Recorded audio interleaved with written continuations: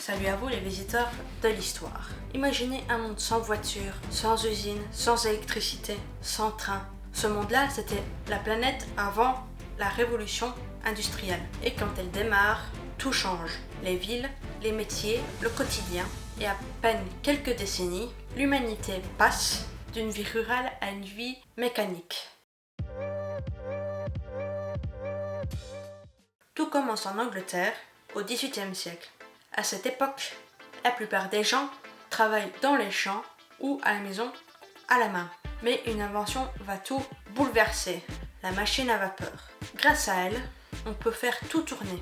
On peut faire tourner des machines sans avoir besoin de vent ou d'eau. Résultat, on crée des usines et dans ces usines, on produit plus vite et en plus grande quantité.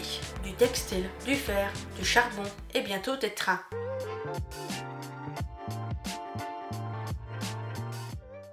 L'Angleterre est la première, mais très vite, la France, l'Allemagne, les États-Unis suivent. On construit des chemins de fer, des usines géantes, des villes entières autour du travail. Les campagnes se vident, des milliers de gens quittent les champs pour aller bosser en ville.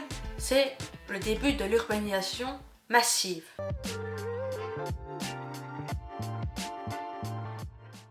La révolution industrielle, c'est plus de machines, plus de production, plus d'argent, mais c'est aussi des conditions de travail très dures, des enfants dans les usines et des villes surpeuplées et polluées. Pas de week-end, pas de congés, les ouvriers bossent de 12 à 15 heures par jour, mais c'est aussi à cette période que naissent les premières révoltes ouvrières et les syndicats.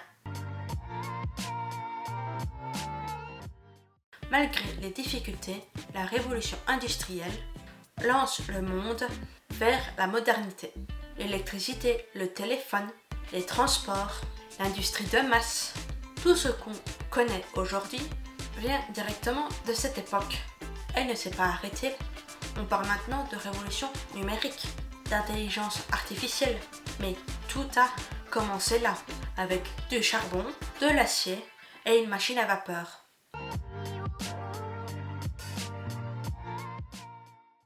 La révolution industrielle, c'est un des plus grands tournants de l'histoire. Elle a tout transformé, notre façon de produire, de vivre, de penser. Elle a créé le monde moderne, avec ses bons côtés et ses défis.